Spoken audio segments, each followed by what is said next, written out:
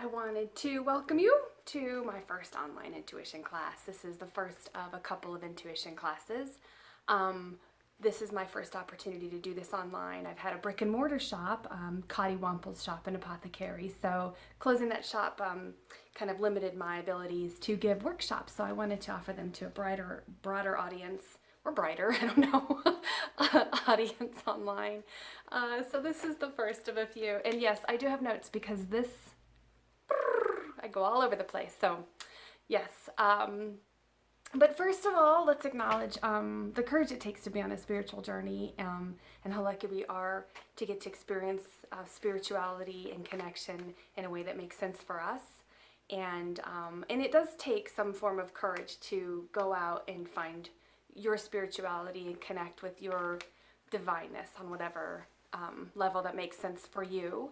And I like the quote by Carl Jung that he said, it is the privilege of a lifetime to become who you really are. And I just think it is a lifelong journey.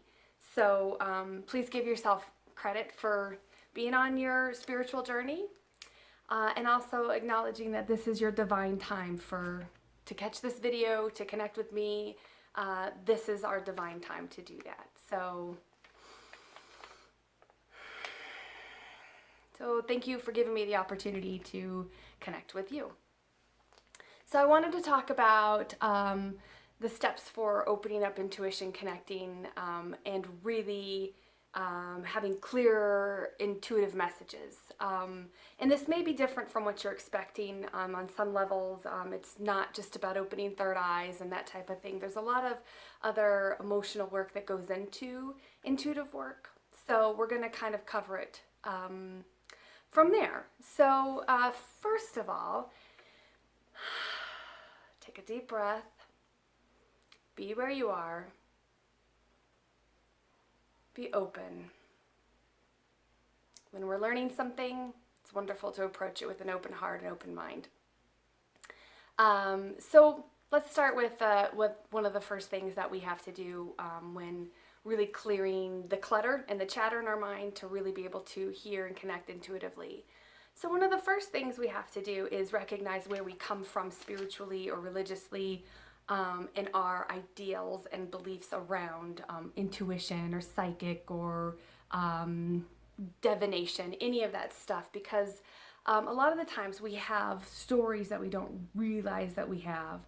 We have maybe negative thought patterns or anxieties or fear around truly exploring our intuitive gifts and paths. So it's really important to kind of identify that, where we sabotage ourselves, where we block ourselves, because until we can kind of identify those, then we can't really break through them to see what's on the other side. So we'll find ourselves always reaching like a plateau, you know. It's kind of like working out. Like, why do I always self-sabotage myself when I'm working out or eating well? Well, you know, don't beat yourself up over it, but figure it out, right? So this is the same philosophy, same idea going into intuition. So a lot of us have a religious background that says that anything outside of an orthodox religion is negative, or we're not supposed to be connecting on our own or in that way. So it's important to recognize if we have that kind of negative self-talk, even if it wasn't meant to be negative, it can in some instances really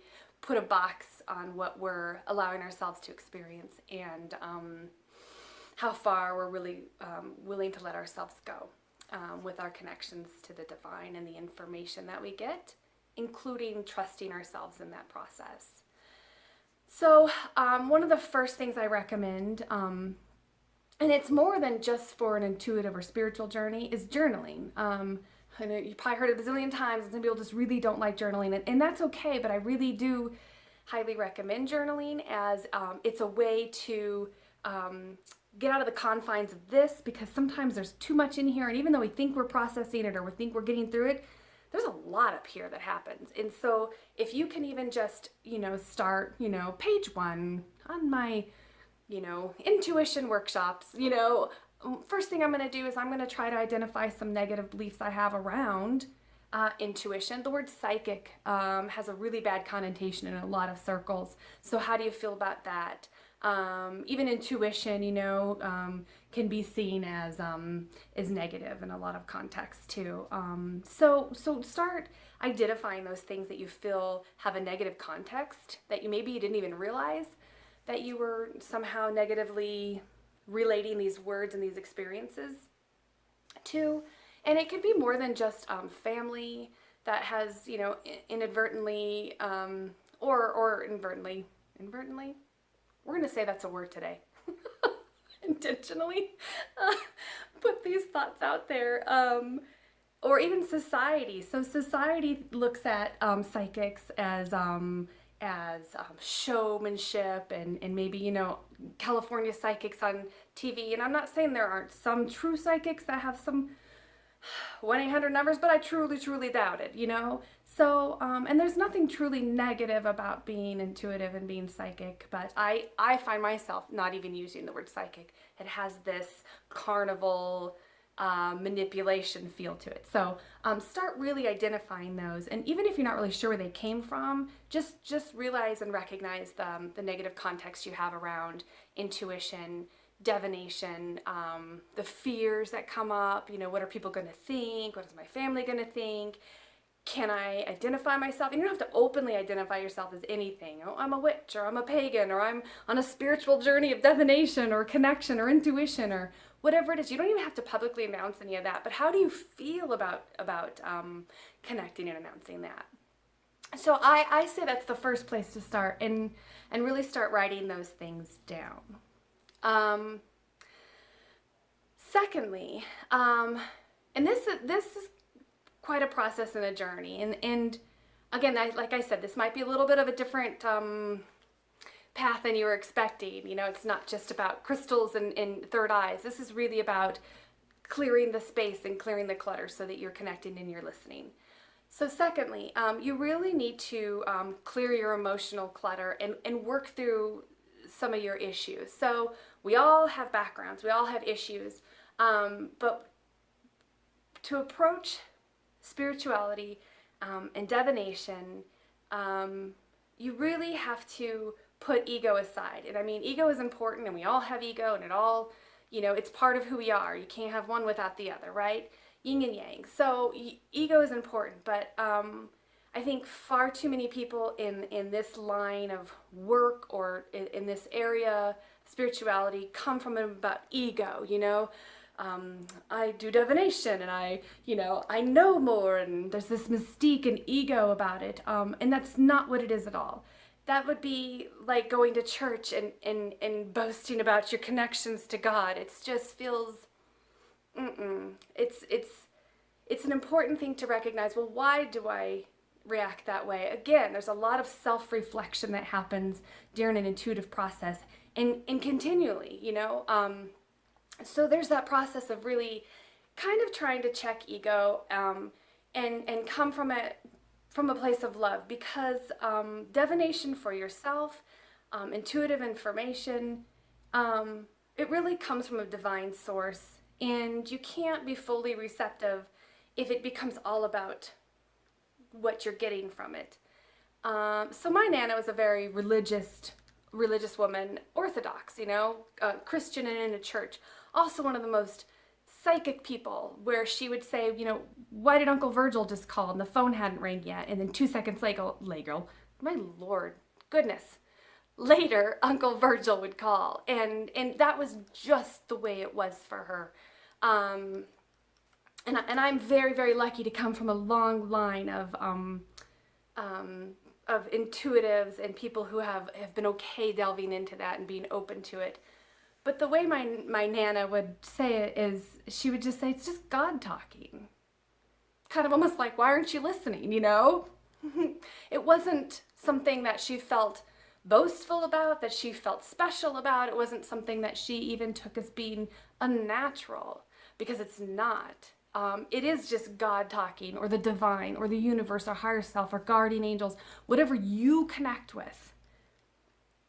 That's the name of your source, because it's going to connect you in the way that makes sense for you to receive that information.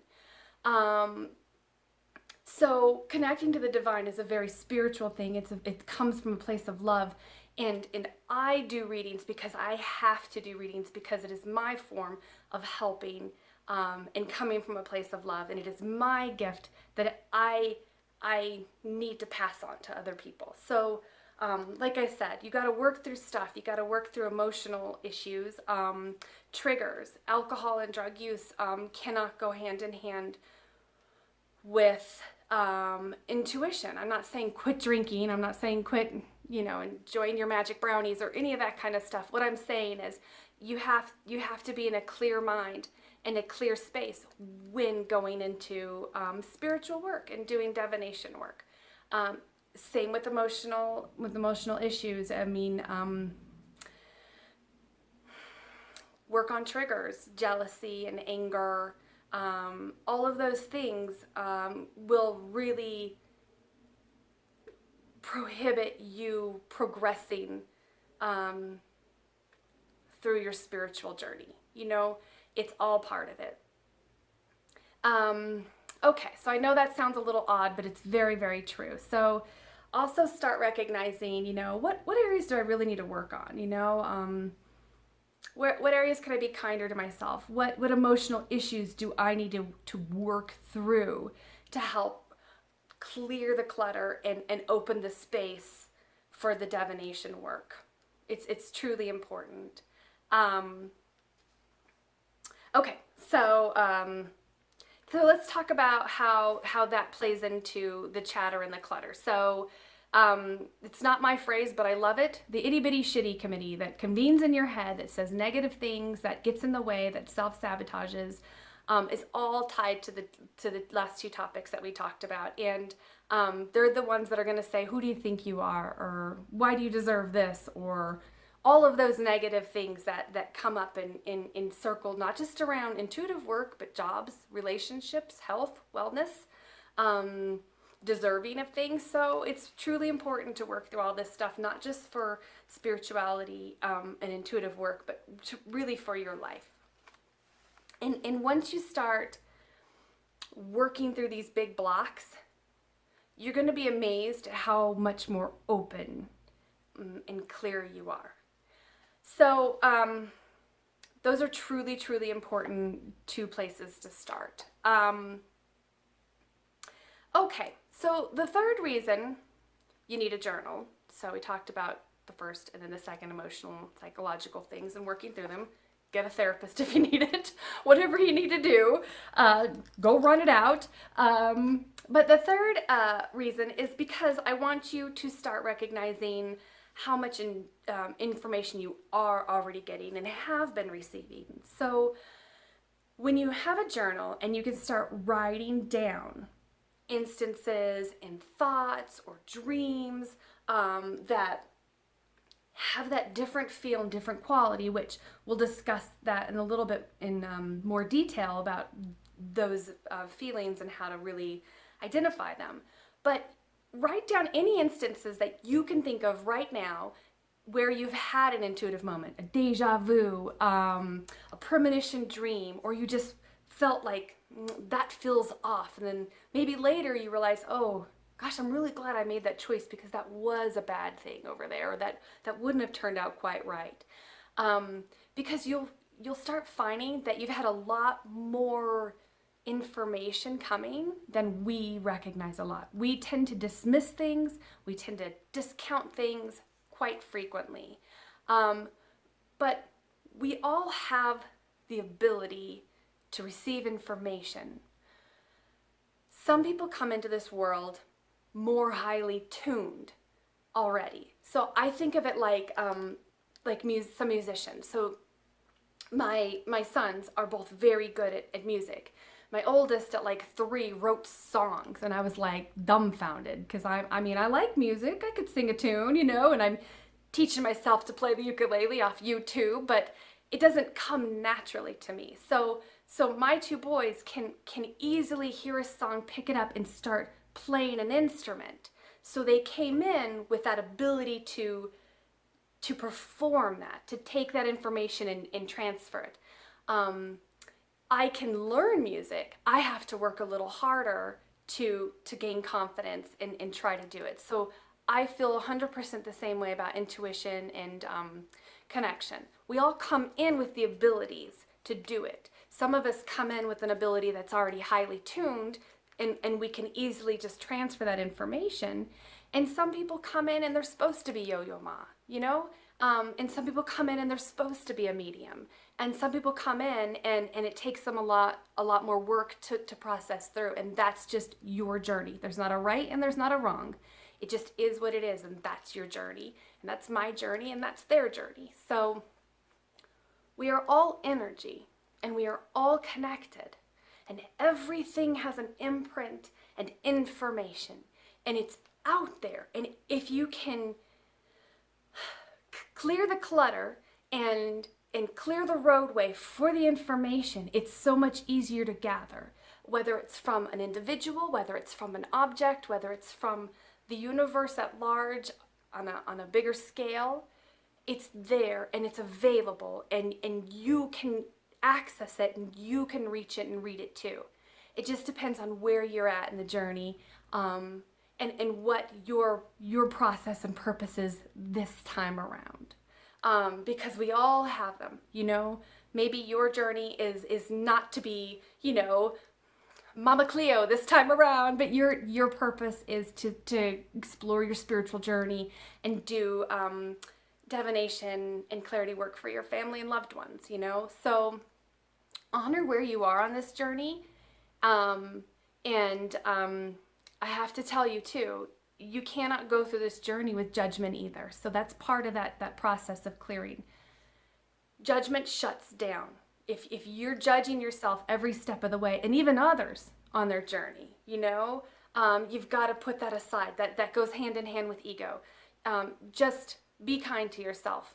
Like if you're on a diet and you know what, you had half a pizza today, okay, so you did. So not going to judge myself. I really needed pizza today, apparently. And tomorrow, I'll have fish. But so it's the same thing with this journey. Don't judge yourself through this process. So start writing things down. Start identifying more of the intuitive moments you are having, because you're going to start recognizing the quality of them. So that's kind of the next step. So once we can kind of clear and calm the chatter a little bit, or identify where it comes from, then calming the mind is super important. So I'm a very big believer in meditation. I know a lot of people feel very intimidated by meditation because, oh, I can't clear my mind. I can't. So there's the judgment, right? So you're right. Automatically you won't. It's like laying in bed and going, oh, I can't go to sleep. Well, done. You're not going to go to sleep. Congratulations. Well done. So don't do it here either. Meditation, just approach it calmly. Just approach it with an open mind, and lowered expectation with it. Don't put judgment on it. Don't put confines on it. Just go into it with, right now, I'm going to sit for 3 minutes.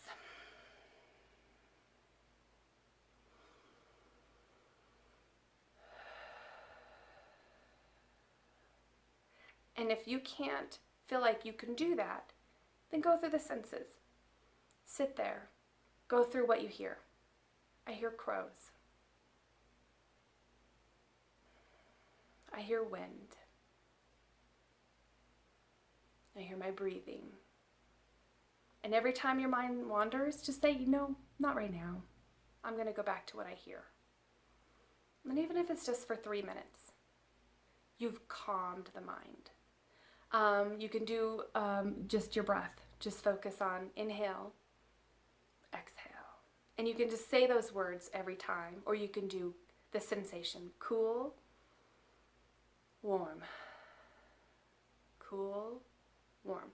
And again, every time your mind wanders, just say, oh no, actually right now I'm just focusing on my breath.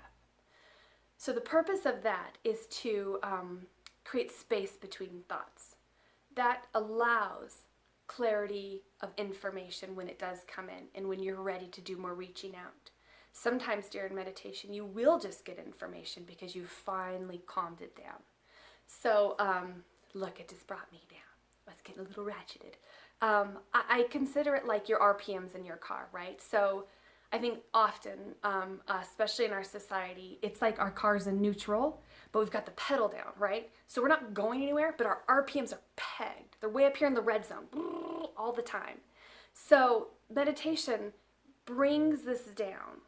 It literally has this effect on our system where good chemicals are released, your blood pressure comes down, your heart rate slows, you are healing your system. Through that process, lowering your RPMs, you're also creating that space between thoughts. When I truly got into meditation, I was really amazed at how much more information was coming in and how much quicker. So I have done all these processes and I continue to do them because you don't just get over stuff. You don't just work through it. Sometimes it's a process. Usually it's a process. I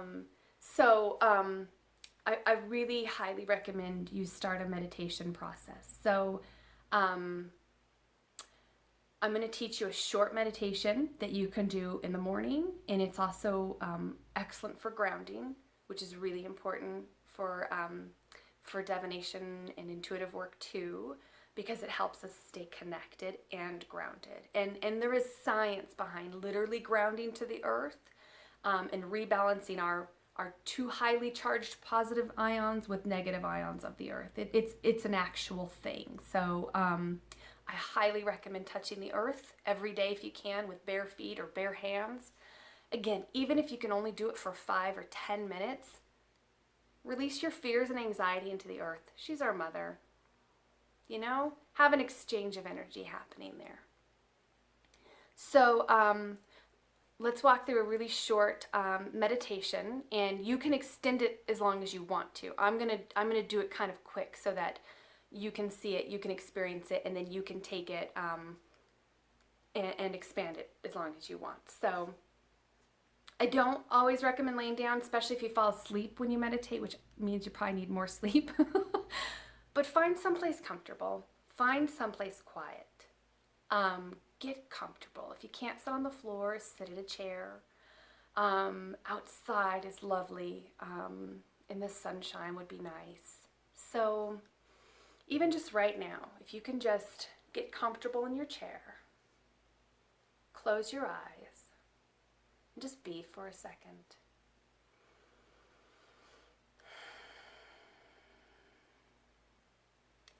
You can put your hands palm up, which is also a symbol for receptivity. Okay?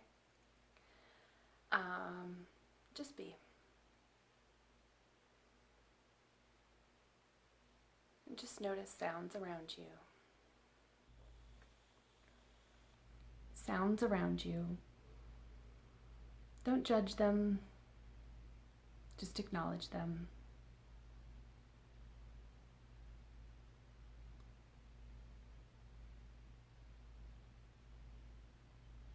Bring your awareness to your body. Feel the weight of your body on your chair, your back, your feet on the floor.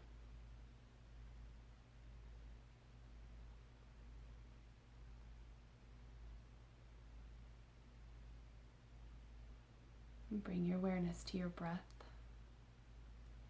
Don't change your breath, just be aware.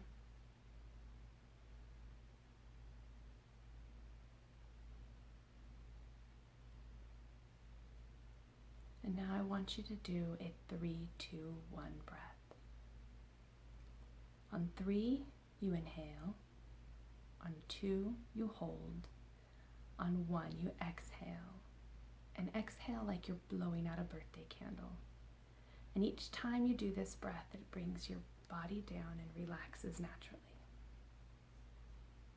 We'll begin. 3,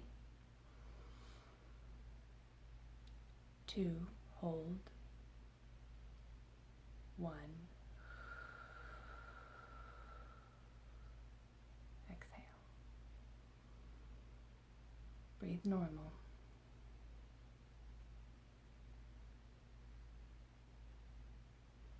We'll do another set of breaths.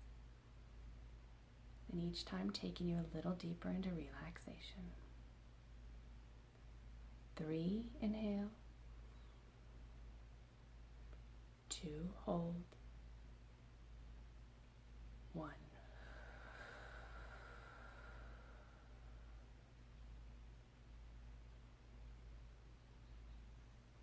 Breathe normal. Feel your body sinking a little deeper into the chair. Your jaw relaxing. Your shoulders dropping. Do one more set of breaths. 3, 2, hold. 1.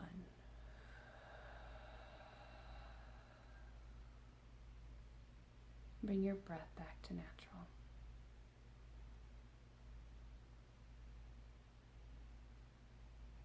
And just be. Just follow the breath.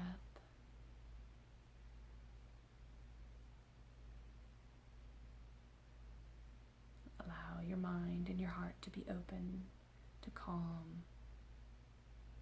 Give your body permission to let go of fear and anxiety anywhere that it holds on to it.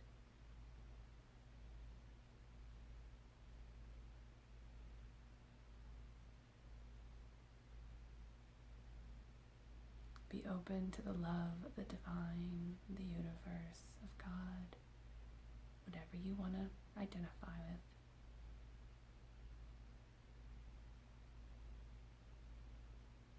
If your mind wanders, just tell it that's okay. Right now we're going to follow the breath. In and out. In and out.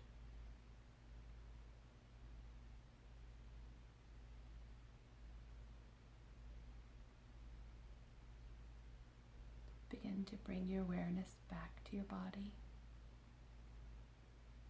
Wiggle your toes. Wiggle your fingers. Feel your body on the chair.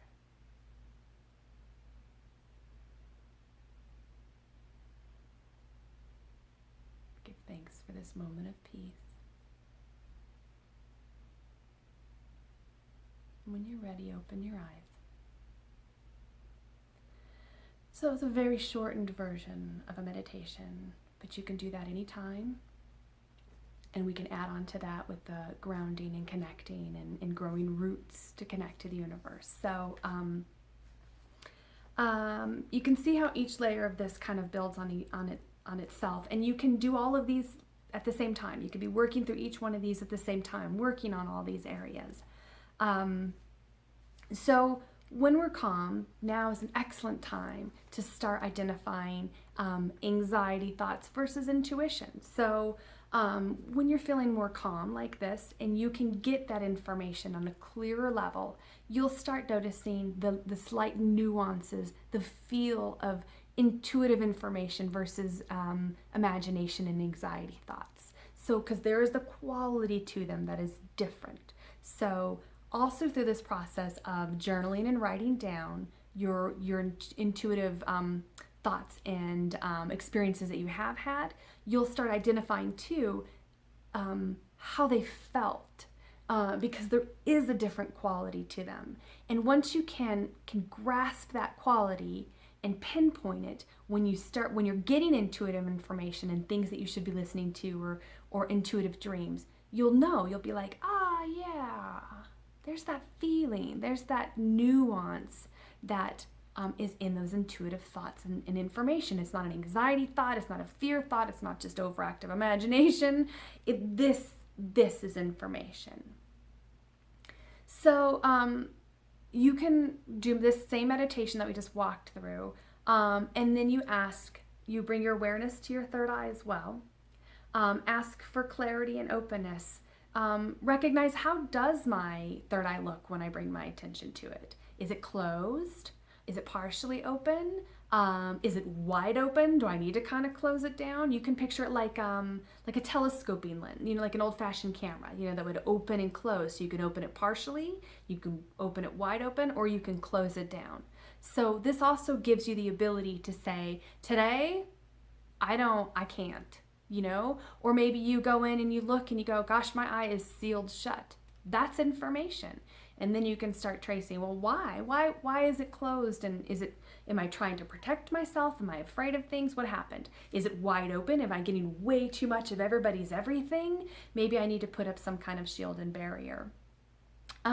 So we'll delve into more of that on the next video. We'll also go into the clairs, like clairaudience and clairvoyance and all the different ways that we receive information. So this was the first part of intuition work, and I'm curious if you could comment below. How has this been for you? Have you tried these steps? What do you find is happening? And let me know, and come back and check back, and I'll try to post another one soon for the second part of the intuition, where we are going to talk about so you can start working on your third eye now through these processes, through meditations, through breath, bringing the awareness here, bringing the awareness to your gut, making these connections here and in your heart too, and start opening up these portals here. Okay. And just right now, just acknowledge where they're at. Just see where they're at. What needs work? What feels like it needs work? What needs to be closed down a little? What needs to be opened up? And why? Maybe my heart needs a little bit more love. Maybe I need to work on fear around intuition. Maybe I need to work on trusting myself, because that's an incredibly large part of intuition. So the last part of this is about trusting yourself. So writing these things down, journaling these things, identifying the intuitive information and experiences that you've had is also going to start building self-trust, as is really working on the self-judgment and judgment of others even through this process. You're going to build a better relationship with yourself. You're going to learn to trust yourself more, because how can you trust your intuitive information when you're not trusting yourself? So you need to know that you have a trusting, loving relationship with yourself, and that means you're not going to judge yourself through this process. You're going to be open. You're going to approach this when you're feeling calm and not in the heightened state emotionally. It's like going to school. If you're in a classroom and the teacher is angry and yelling and making you feel anxious and intimidated, you're not going to learn. How can you be in a place to learn and be open in that kind of environment? So you have to work on those same things with yourself. You're not going to create an environment of anxiety or judgment or any of those things. It needs to come down. So start building trust with yourself by identifying those places where you have had intuitive thoughts, working on your emotional triggers and any issues that have come up and are reoccurring. Really connecting to the divine through some breath and some meditation. Keeping ego in check through this process, and just be open. Control your itty bitty shitty committee and journal. So, like I said, next time we'll delve in deeper into,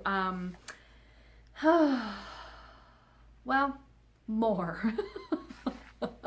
The clairs, what that looks like when that comes in, and how to take it a little bit further, as well as protecting ourselves when we are doing intuitive divination or medium work, because you do need some kind of protection and grounding to the earth. So thank you guys so much for checking in and watching this video on our first series for intuition training. I hope you gleaned something helpful and useful. I hope you connect and have a little bit more self-love and less judgment through this process, and gain a little bit more confidence. And remember, we're always loved. We're always taken care of. Remember, please check out my website. It's CottyWampelShop.com. I'm hoping to put a link to that underneath here, which my kids will help me do, which they like to refer to me as boomer. I'm like, you don't even know what that is, do you? So, anyways, getting off topic. I love you all very much, and I truly appreciate you being here and exploring this divine journey with me in this lifetime. So thank you so much, and we'll connect soon.